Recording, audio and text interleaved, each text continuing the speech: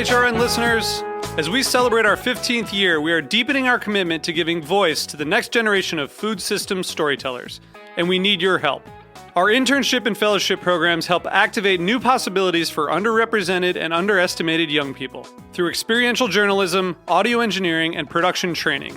Through these unique programs, HRN helps food equity stewards build essential workforce readiness skills that expand their potential and foster economic mobility. Please consider supporting these critical programs. And with a minimum donation, you can be entered to win a dinner for two at an amazing restaurant in one of 8 cities and tickets to a concert at a great venue in one of those cities. We have incredible partners across the country who have donated, as they also share our passion for helping to educate the next generation of food systems storytellers.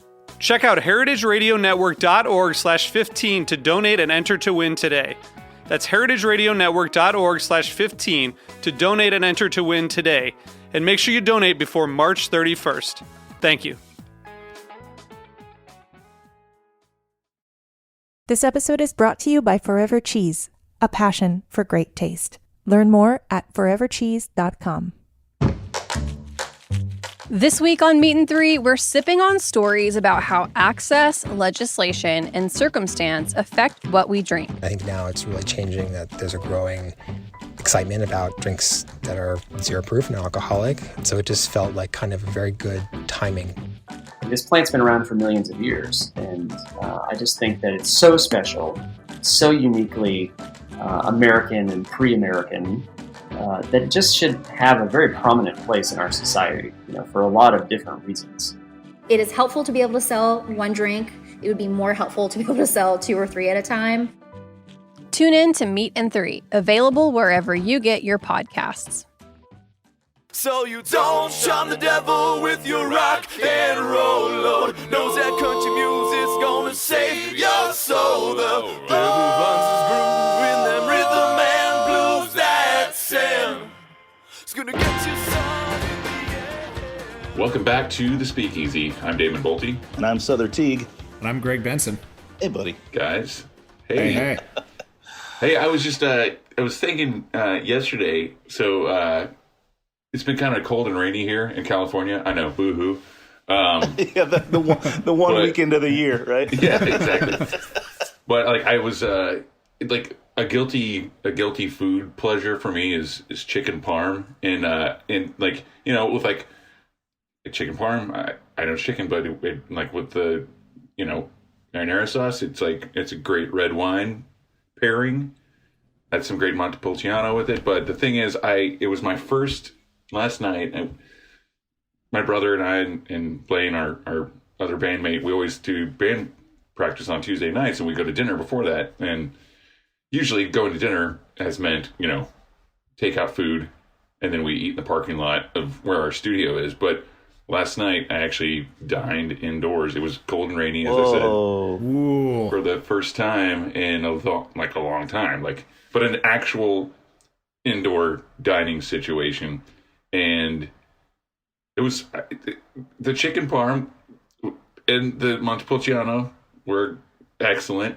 With obviously with the Fernet at the end, at least one. I got my second shot last night of Fernet. But that actually leads me into what I was going to say. It's dining indoors, chicken parm, and I don't know. It all these things were very chicken parm to me is a comfort food, and but I don't know. I'm still trying to get over the kind of awkwardness of it was a great experience at one of my favorite restaurants around here, but still dining indoors. I don't know. I mean, it's super weird, man. I don't know. I took the plunge into it myself. I was holding out for a while because I was like, it's not, we all know it's not going to be the same, right? Right. Not for a while. Yeah. But I really like doing the zombie versions of things that I love to do, like eating out and going to bars and stuff like that. But 2 very, very dear friends of mine own a bar here in Bushwick called Phil's, and they were opening up for the first time since everything shut down. Like they didn't even do the 25% capacity over the summer. And for the first time ever, they were like, whatever, fuck it, we're jumping in, we're doing it. If you want to come and sort of help us test drive this service, we'd appreciate that. So I went, and I had a lovely time. Food was great, drinks were great. It was just great to see other human beings, not through a glass screen. But I had a really weird experience getting up to leave, because I was doing that thing, it was cold. So I was like, okay, I have my hat, I have my gloves, I have my wallet, I have my phone, I have my keys. And I had a moment as I was standing up, and I was like, where are my shoes? And then I was like, they're on my feet. And I was like, but why? And they're like, because we never took them off. I was like, but we've been inside for over an hour and a half now. Why didn't I take my shoes off? It was just the most bizarre thing. And it kind of made me realize, like, wow, we're going to have a lot of psychological catching up to do once we're finally allowed back in public. We're going to have to relearn all of these. Yeah, I know, right? I'm going to have to put on a shirt. Yeah, what am I, the Pope? Come on, man. I really thought you were going to say you tucked the tablecloth into your pants. And you stood up and cleared the table. Classic physical comedy. I had a bit of chicken parm myself this week, Damon. I wasn't indoors anywhere. I got one sent to me. It was a Zoom meeting with a bunch of people about one of our favorite subjects, whiskey. And we did a whiskey tasting. But they sent us all from Quality Italian here in New York. They have the Quality line: Quality Meats, Quality Eats, Quality Italian. There's several. They sent us a chicken parm pizza, which my expectation was a pizza with bits of chicken parmesan on top. Much to my surprise, it came solidly frozen, so we cooked them ourselves. I thought they were going to arrive hot from the restaurant because it was a timed event, but they came in the early afternoon with all the whiskey that we were going to taste. The chicken parm was the crust, so effectively they Frankensteined together enough chicken cutlets and then breaded them and cut it perfectly round, and then I suppose they fried that part off. What? Then topped it with marinara, cheese, etc., and then hard froze it. And so when it arrived, we just put it in the oven for an hour. It was goddamn delicious. Yeah, it was. Something about the sort of double cooking of this thing made it extra crispy, and the sort of cheesy gooiness. The sauce was thin and light enough that it didn't make the crust of the chicken parm soggy. And so further, frankly, inspired me to. This Sunday, I'm going to do another Instagram. I've done an Instagram Live this past week where I cooked dinner. I put up a vote last time. I'm going to put up a vote this time. The vote's going to be between two similar items, right? Pork piccata or chicken parm. I'll be putting up the vote today, and whichever one wins on Sunday, I'll do it live on Instagram so people can cook along, and we'll make a cocktail as well. I think I'm going to make this into a series called Sunday Supper. So, chicken parm's on all our minds. Yeah. Wow. I always am delighted when chicken looks at bread and just thinks, I could do that. I could do that better than you're doing that. Right, the double down situation. Man, guys, we should do a spin-off show from the Speakeasy. We need to do a cooking food show. I think, Sother, you can actually speak righteously to it, but Greg and I can talk about the consumption. Yeah, exactly. I mean, so Damon, the show you're proposing is Sother Cooks and We Eat, because I'm so on board. I'll produce this show. I'm very on board with that. Yeah, I'm on board as well, guys. If we can ever get to a place where we can be, indoors with one another again. I am trying to secure my appointment at the, and Damon's going to love this, trying to secure my appointment at the Javits Center, right? Because now here in New York, Damon, the Javits Center is a 24-hour vaccination spot. Holy shit. That's right. They realized that New Yorkers are not always free in the times that they were offering vaccines. So now it's 24 hours, and I have deemed it the Javits Center in your honor. I know you love a good pun. Yeah, man. That's great. Well, that's kind of what my point was with the whole chicken parm thing. It's, my very clear, focused thinking on any subject. It usually starts with food to get to my point. What is because I know that out here in California, people are, a lot of the industry folks have been getting vaccines, but it looks like, just from what I see on social media, a lot of our New York friends have been vaccinated twice, or they're already through it, I just kind of wanted to get your take on where things are out there. Have you guys? I mean, like, obviously, like, you haven't, but I haven't even gotten a single one yet, and I'm remiss. It's my own fault. I've simply been a bit lazy about trying to secure an appointment. But now that appointments are kind of free flowing, I'll get it done pretty quickly, I assume. Yeah. But yeah, you're right. Many of our colleagues and friends, like just this past week, many of my friends have started the wave of second jabs already, which seems like, wow, I'm so behind because it's a month between 1 and 2. But yeah, I think it's the rollout here is speeding up as we go along.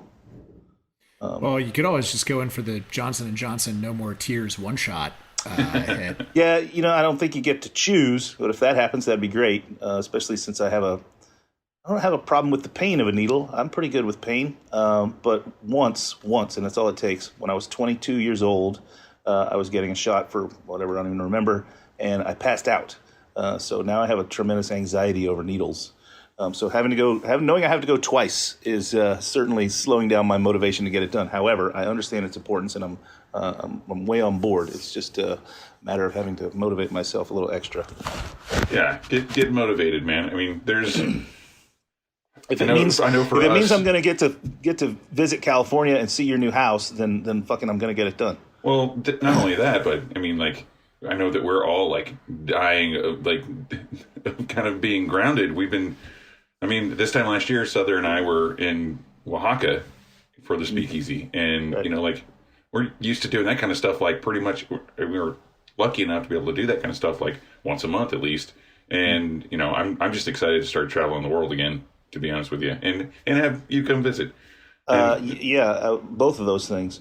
Speaking of traveling the world, let's do that virtually right now. Greg, who's in the virtual studio with us? Joining us in the virtual studio live from Reykjavik, Iceland, we have Teague Ridderman Schiot. He is a all-over amazing bartender and formerly of the world-famous Pablo Disco Bar. So Teague, thank you so much for joining us, man. How are you? All good. Thank you guys so much for having me. So excited to do this. Absolutely, man. Yeah, are you a chicken parm guy? I love chicken parm, but I keep hearing about this thing called Chick-fil-A in the United States, and I don't have that. You can explain to me what that is, actually. It's a protein delivery vehicle for Polynesian sauce. That's what it is. I didn't understand anything you just said, but sounds good. Yeah, I think the going concern in Iceland is puffin parm, right? Puffin parm, yeah. There are some restaurants that actually serve puffin. It's delicious, actually. Hope not offend anybody with saying that, but puffin meat is best cured. Dried or cured. Yeah, it's delicious. I don't think you're offending anyone in the virtual studio here, and I don't think you're offending our audience either. If that's what's eaten there, that's fine. I got to visit Iceland and ate some puffin while I was there. Puffin like the little cute birds? Yes. Yep. Fuck you guys. Damon, chickens are pretty cute little birds too, Oh, I know. We got to go there. My partner at the time, Max Green, and I came over for the bar summit. The bar summit. Yeah. Hosted by Ásgeir Már Björnsson, right? Indeed. Yeah. What a good time that was. I was a volunteer for both of the events, so I remember it. It was a fun time, definitely. Right. So we probably met face to face, and I just don't remember. I will admit that I'll admit that while I was there, I had many drinks. So you had some brennivin. Yeah. It flows like water there. Yeah. Exactly. It flows like beautiful, crystalline Icelandic water. Brennivin is ubiquitous everywhere you go. Yeah. It's a good way to say it. So there's you might know this actually. One of my favorite facts about Brennivin and Iceland is that Iceland had prohibition until relatively late, right? It's sometime I want to say 82. Is that right? The actual prohibition for strong alcohol actually ended in 1935, and that was the year that they started producing Brennivin and selling it. But the the beer was actually banned until 1989. So we had no beer until 1989. Right, So, a curious opposite thing, right? Like no beer, but spirits were allowed. yeah, it doesn't make any sense, right? But the thing is, what people used to do, they used to take non-alcoholic beer and blend it with Brennivin and make this drink called Bjorliki, which was which was the thing that people used to drink. It's crazy. That actually sounds kind of good. Like if you got a really nice, like, you know, malty beer with some barley flavor in there, and you got the caraway seeds from the caraway flavor from the Brennivin, like that sounds like it could be a really, you know, a great Boilermaker. Yeah, a boozy everything bagel of a drink. A delicious Boilermaker. Yeah, yeah, definitely. Yeah, could work. Yeah. Well, apparently it did. It has. It has several decades. Yes. Yeah. Necessity is the mother of invention. Yes. So Teague, you correct me if I'm wrong. You've done a little bit of work with Brennivin in the past. Is that right? Yeah. So my work started with Brennivin in 2016, actually. So I competed in the national Brennivin cocktail competition, which I won at the time. And after that, I started working for them and started working for Iceland Naturally as well, which is it's a marketing company based in the United States, which main goal is to market Iceland as a country for tourism. Right. Wasn't there like a cross the pond was it Icelandic Airways or something like that, where like if you stopped in Reykjavik, like the flights were like $99 or something? It was something insane like that, right? Am I just making that up? Yeah, it was so insane that the airline actually went bankrupt. So right. Oh man, this will be a shot in the arm for the economy. It'll also destroy our business. Yeah, but it was basically everyone was like using that flight to go to like London or Paris from New York, and it was like, you're talking about the stopover. Yeah. So Icelandair had this or has this thing called the stopover, which you fly to Iceland and you don't pay anything extra to fly across. Right. Yeah. So like people were like, it's kind of like whenever like here in the States, like where you can get a free like week-long vacation if you like spend an hour of one of the days looking at a timeshare condo like in like Boca Raton or wherever the hell it might be. And so it's basically not the rate of people actually like signing up for the timeshares is not like very high, but you get one out of every 5 people, and you've paid for all those other vacations that were essentially free for. I've done it a couple times. That's how I went to Hawaii the second time. Yeah, it's a good strategy. Yeah, I love it. And hopefully Icelandair will keep doing that when we're allowed to travel again. Sure, absolutely. Well, speaking of travel, there's something I in the notes that you sent us that I really want to ask about. So it says here that you sort of got cut your teeth at the European bartending school in Thailand, of all places. So talk to us about that experience and sort of how you wound up there and just generally what this place was like. Well, yeah, of course. This was, kind of in the beginning of my career as a bartender. And I was working at Sliparen at the time with Ausgeir, which hosted the bar summit that you were talking about before. But I wanted to kind of enhance my experience, and get as far away from Iceland as possible to try to do something fun. So the European Bartender School has schools all around the world, also in Thailand. So yeah, I decided to go there. It's a month's course. It's a lot of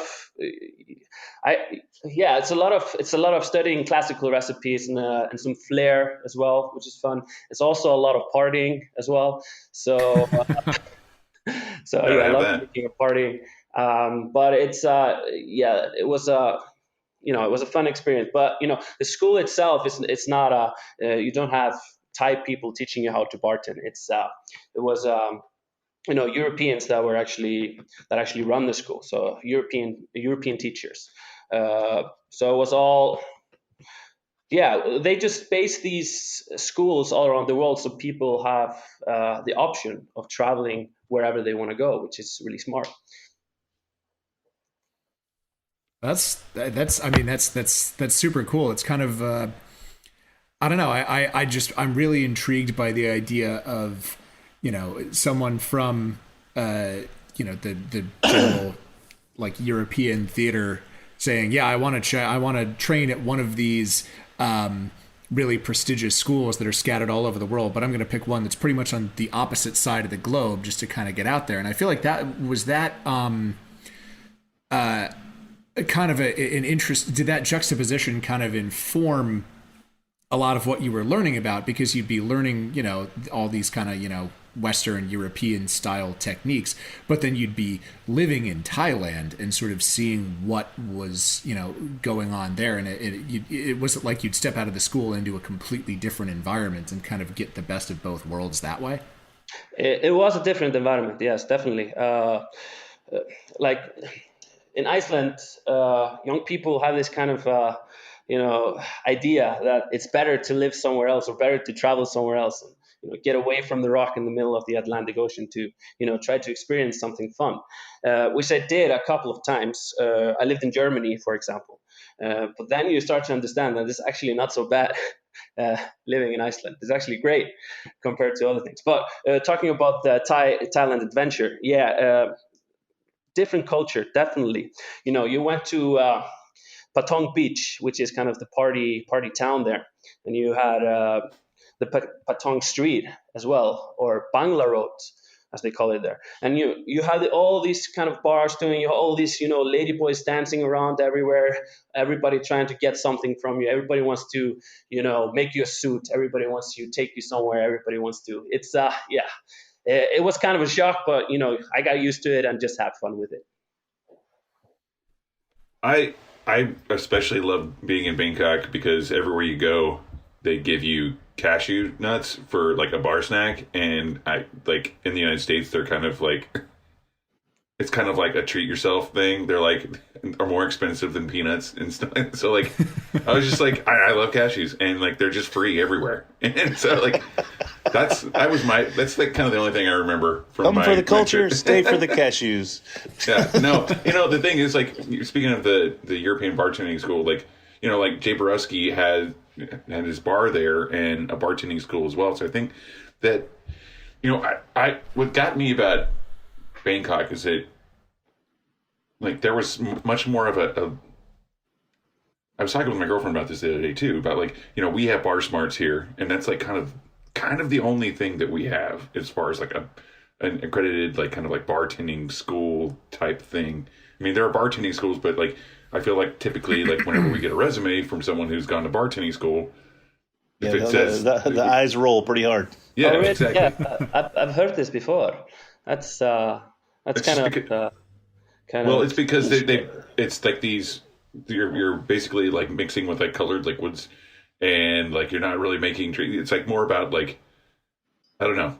It's not making real cocktails. It's about a little bit more like kind of like cheesy flair and stuff, and like at the end of the day, it's like it's these schools, these kind of like older school like schools, older school schools. They really teach you a lot of bad habits, or they have for a long time, and that's why we've had a couple of guests on the show who've said that they actually went to bartending school back in the day, and it's just kind of funny, like, really, you? Yeah, Chris Lauder comes to mind immediately. Right, exactly. So, but like to have these elevated, like actual like bartending schools available in like different countries is a reason enough for American bartenders to go. And well, I think the European model is a little bit sort of advanced on us because unlike in the American model or just in American society, I guess. I don't think elsewhere in the world bartending has ever been looked upon as just something you do while you're in college, which is very common here. For a long time, it was looked at as like not really a career path. This is just a holdover position. This is just a job to get you by, put a little extra cash in your pocket while you're in school or what have you. I think it's just as the hotel schools and the culinary schools in the rest of the world are all considered to be a little bit more serious than we are here. Yeah, just something to pay the bills. Yeah, I think what I appreciated about that school in Thailand, the European Bartender School, is that they went over so much. You know, they taught you every single classic cocktail that you had to know. So, and they went into the theory of everything, all the spirits and everything like that. So the master classes and the theory classes is what I appreciated most about that school, actually. And then they teach you flair and some working techniques. But I think you just evolve that within yourself, how you work behind the bar. So, but yeah, I appreciated the theory more than anything else with the European Bartender School. Yeah, I think again they carry a little bit more respect than the schools here in America, with the exception, of course, of like Damon mentioned, Bar Smarts and its whole program. This seems like a good place to pause and hear from our sponsors here on Heritage Radio Network. We're going to come back and keep talking with Teague from Iceland about, I think next we should talk a little bit about Pablo Disco Bar. So stay tuned, everybody. We're going to be right back.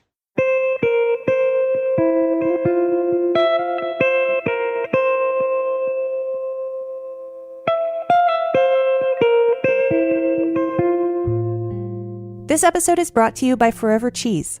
Forever Cheese has been a pioneer in the specialty food industry for over 20 years. They source the most exceptional, authentic, and creative artisan cheese and accompaniments from Italy, Spain, Portugal, and Croatia. Every product they carry is thoughtfully hand-selected from their trusted producers in Europe. The standards of Forever Cheese are legendary. Many of their products, including Drunken Goat, genuine Fulvi Pecorino Romano, Mitica Marcona almonds, and fig and date cakes, are now integral to today's market. You can learn more about their product lineup at forevercheese.com. Forever Cheese is proud of their role as a trusted authority in the specialty cheese world. Their philosophy is to put passion behind everything they do, from finding the best products to celebrating those who make them. Forever Cheese, a passion for great taste. Finally, Forever Cheese remembers and celebrates the life of James Coogan, a great man who is truly passionate about cheese and the industry and lived his life to the fullest. Thanks to Forever Cheese for supporting this episode. Learn more at forevercheese.com. Are you longing for a trip to Mexico? Do you want to taste mezcal straight out of a wood-fired clay pot still at a palenque in Puebla? Well, we can't help you with that, but we can offer the next best thing. Agave Road Trip in a Box. This set of 10 samples of rare heritage agave spirits will transport your heart with the warmth of liquid Mexico. Get your set at agavefestival.org and then join Agave Road Trip podcast co-host Chava and me, Lou, for an online tasting. Agavefestival.org is the break you've been looking for, or as close as you're going to get.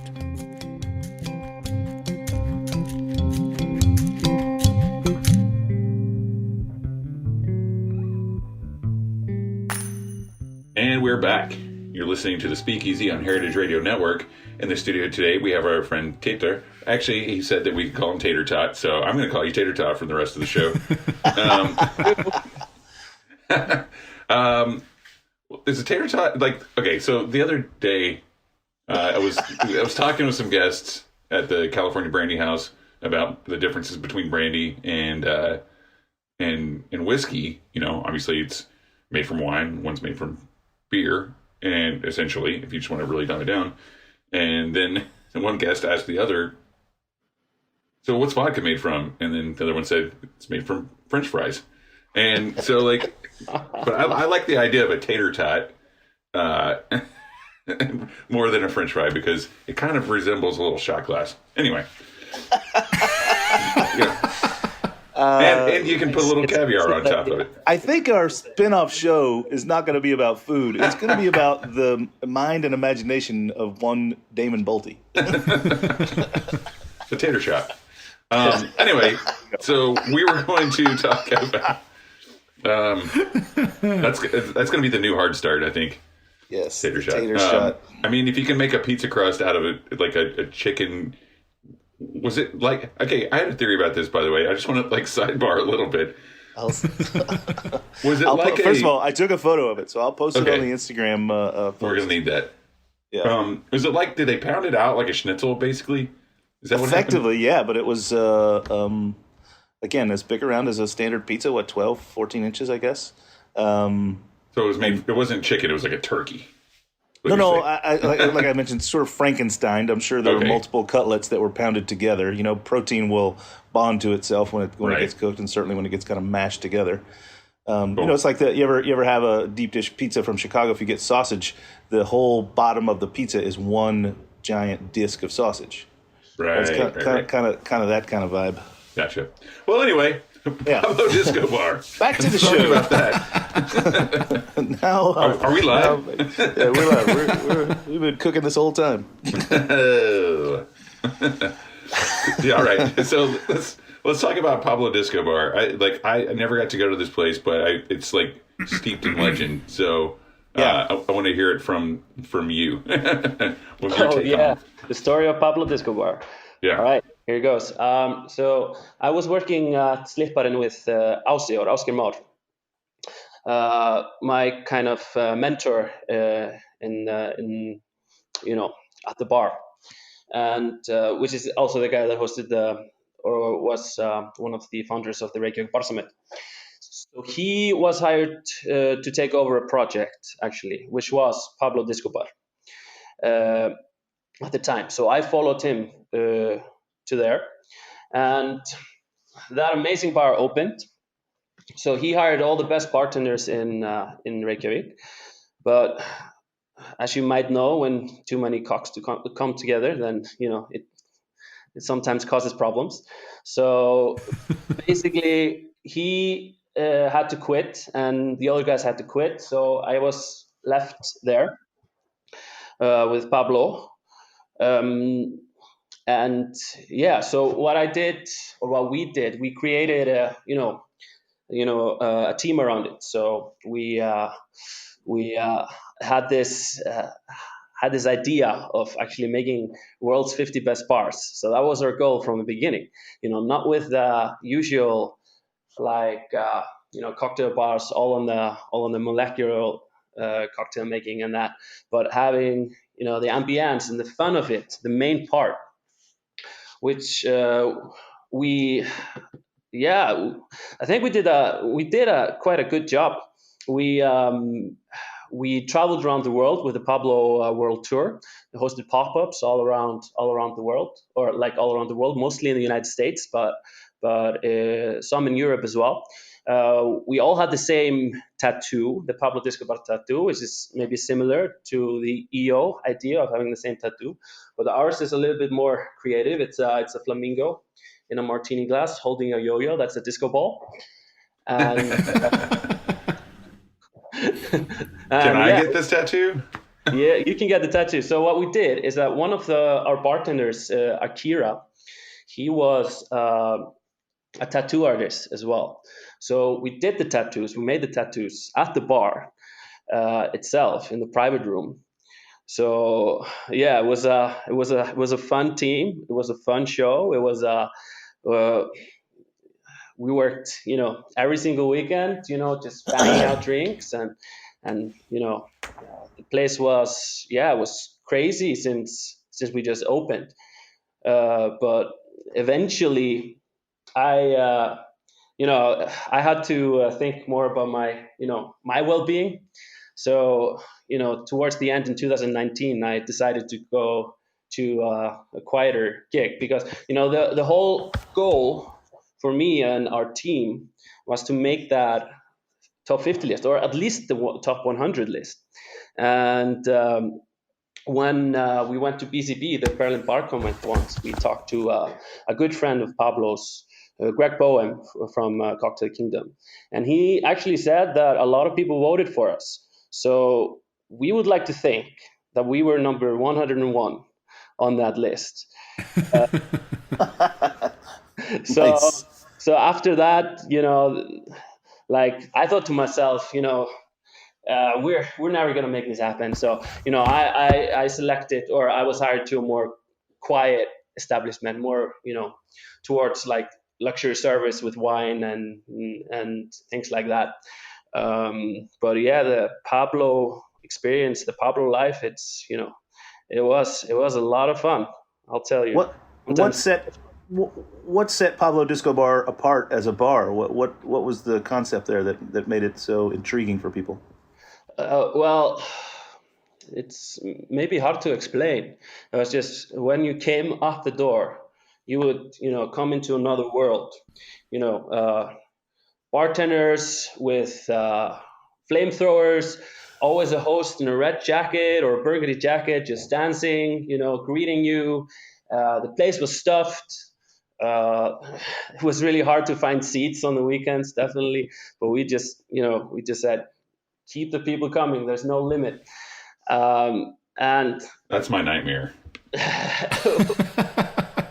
That's like my main source of anxiety in my life. It's like the doors just open and people are just coming in, and it happens at my bar all the time, and it's like it's literally shut me down on occasion. Yeah. Good on you. That's where I thrive, right? I want them packed in as tight as we can get them. Yeah, I mean, like, also a part of the experience is that we had the restaurant downstairs from us, Burro. It was, part of the same company. So we had the restaurant and the Pablo. So the whole experience was coming to Burro, the restaurant, having some South American food, tacos or some steaks and stuff like that, and nice wine. And then finishing that and going up and finishing the night at Pablo and partying there until like 3 o'clock in the morning. That was the whole package. Wow. Sorry, and you left there, but since then, so a bit of tragedy has befallen the space in general, right? Yeah. So what happened when I left? Just before, or it was during COVID. It was in March 2020, that a guy. It's a funny story. There's a guy that's become famous in Iceland for this. He probably was, I don't know, had a few too many drinks, and he stole a cement truck and drove the cement truck against traffic to get to his girlfriend, because his girlfriend was having troubles. So he got arrested for that. But like the system here in Iceland is that, they really don't put you to jail. They just took his report and let him go the day after. But what happened after that is that a week later he broke into Pablo, stole all the money, and lit the place on fire. And holy shit! Yeah, and was arrested. He was arrested right away, so he didn't get away with it. But yeah, lit it on fire. So the roof went, the storage room went, and they say with fires like that, what the fire doesn't destroy, the water destroys. There was a lot of damage, but the place isn't gone. So they managed to refurbish it now, so it's ready actually for service again. But now, because of COVID, it's really hard to start it up again, because there's just not the resources. The resources are just not there to make it happen, unfortunately. Well, also like a place like that, obviously these days with social distancing, you can't pack people into a place like that anymore, right? And that's kind of like a huge draw, is that kind of crazy party vibe, I would assume. Well, yeah, the crazy party disco vibe. So, the idea was to trying to create like a Studio 54 kind of vibe with it, which and also just the design of the place was really beautiful as well, with the mirrors in the ceiling and the wallpapers and the toilets and everything. It's just like, but people kept coming.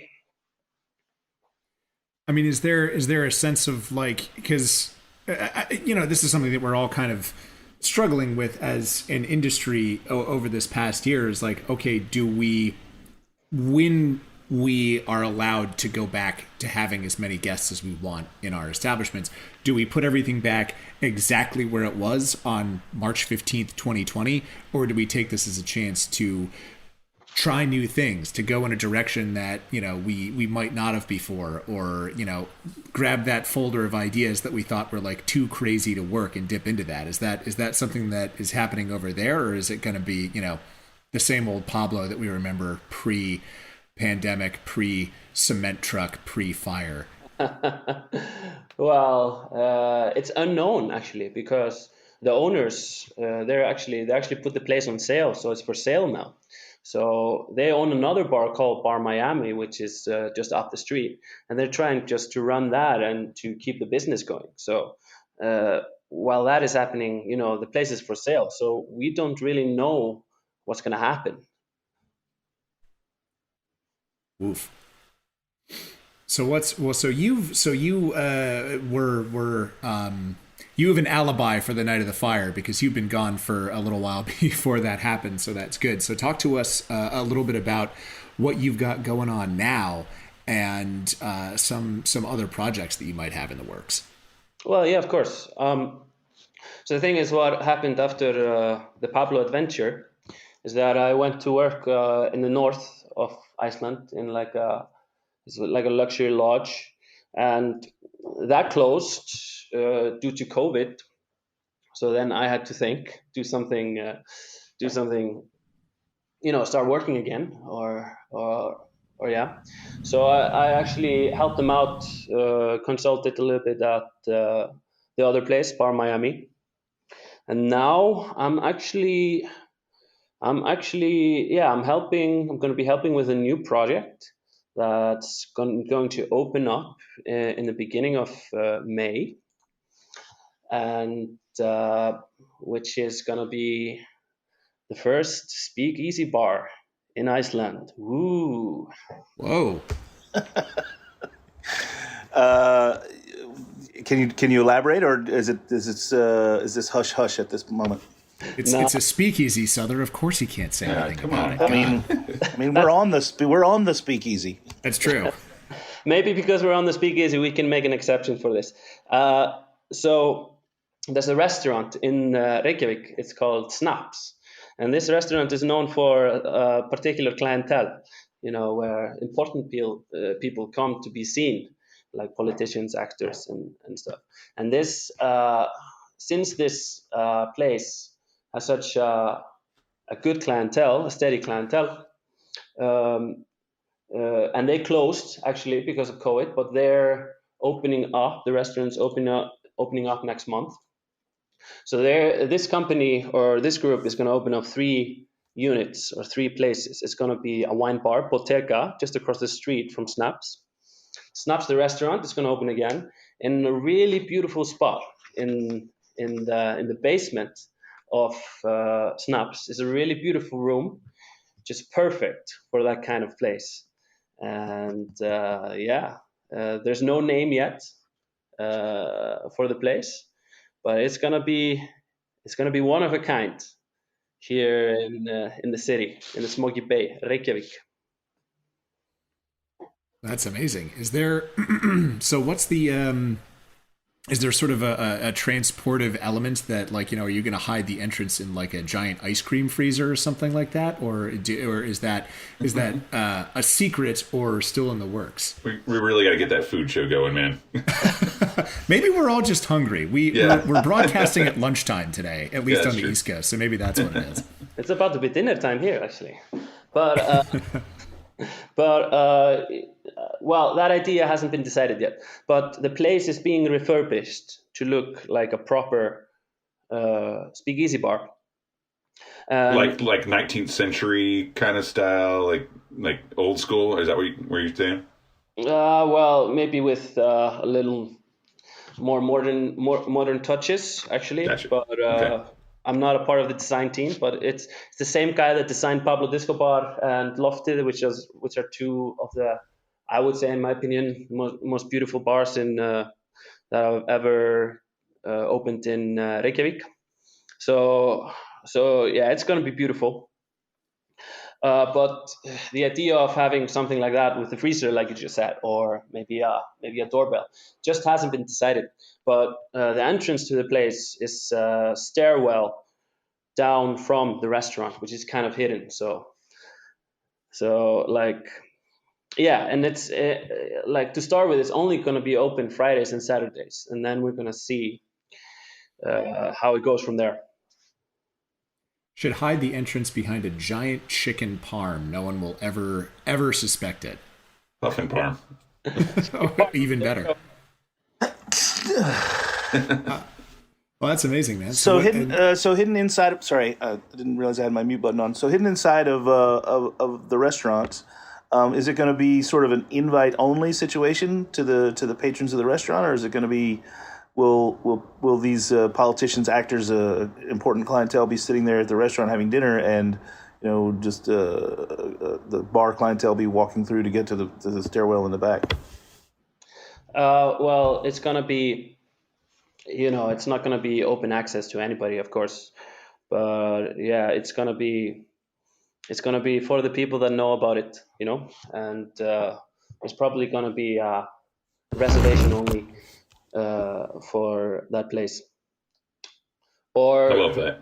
Yeah, or just you want to get down, then the host will take your name and then call you when he has a free place. But yeah, if you know about it, then sure.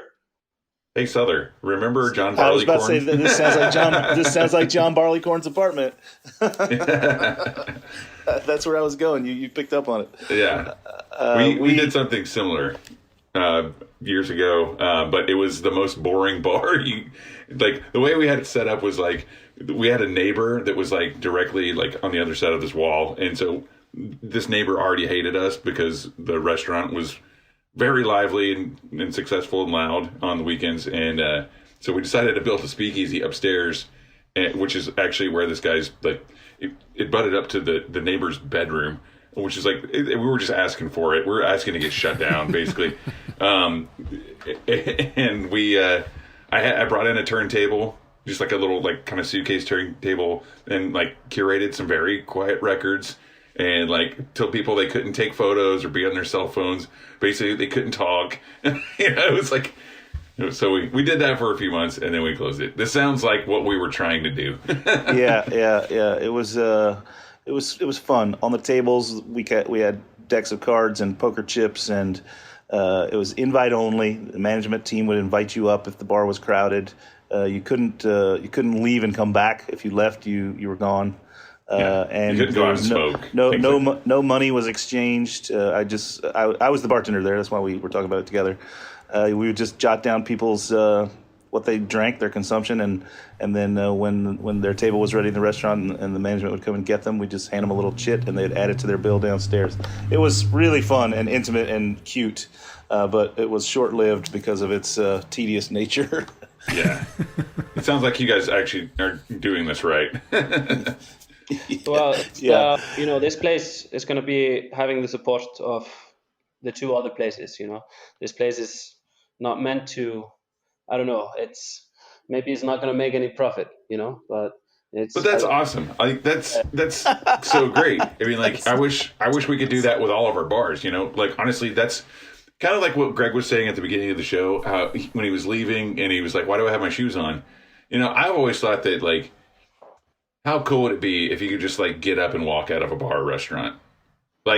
If there was some sort of it's like when you have an easy pass in your car, whenever you go through tolls, you just pew pew, and you don't stop, you just keep going. There was some way to do that in bars and restaurants. Maybe I'll build an app for that. I don't know, but I think it exists. Yeah, where you can pay. It's almost like an Uber. You pay before you it just automatically happens. You just leave.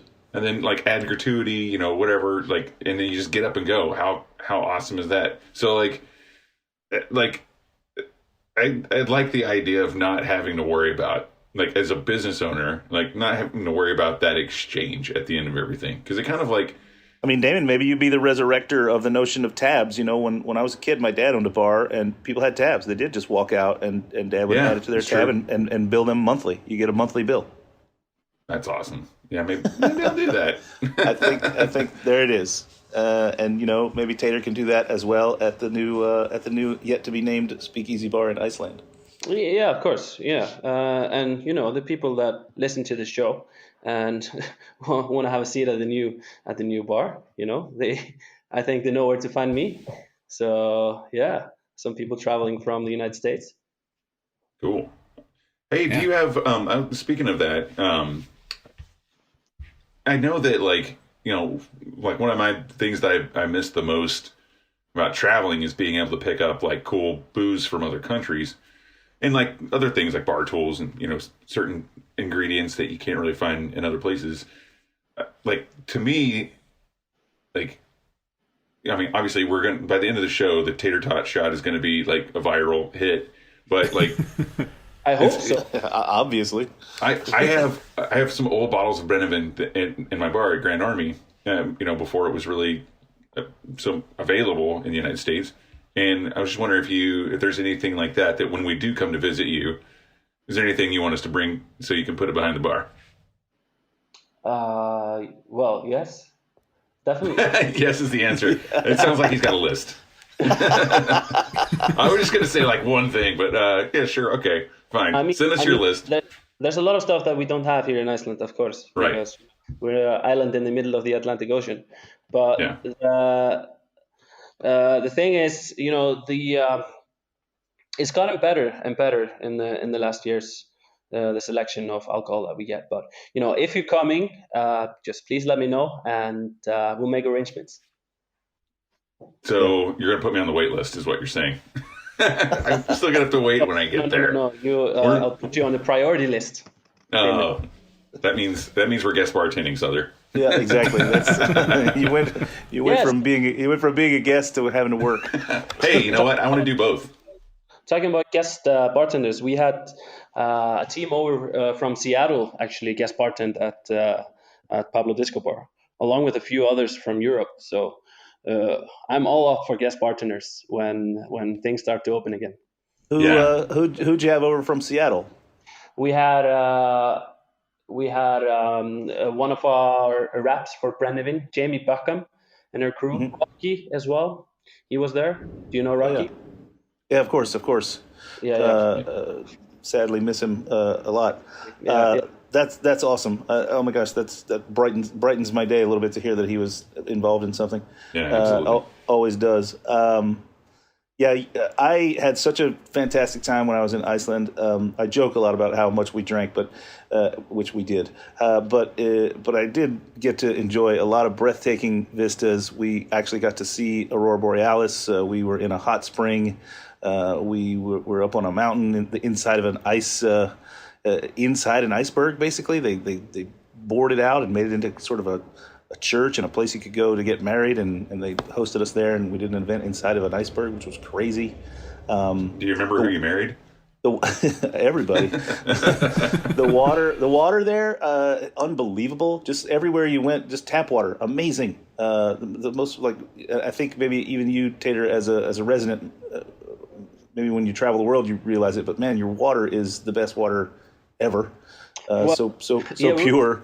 We're really lucky for that, and the air here as well, because you know, when we go abroad, you know, anywhere else to Europe or United States, when we go out of the plane and go out of the airport, it's like hitting a wall, you know. So yeah, we're really lucky to have the water that we have, and the air and the fresh air that we have as well. It's great. Really incredible, and the people there are all charming as fuck, and frankly, they're all. I haven't seen a picture of you, but frankly, they're all gorgeous. They're all, you know, taller than us, better skin than us. You know, like. Just an amazing time that I had there. We were there for 5 days, and it was really charming.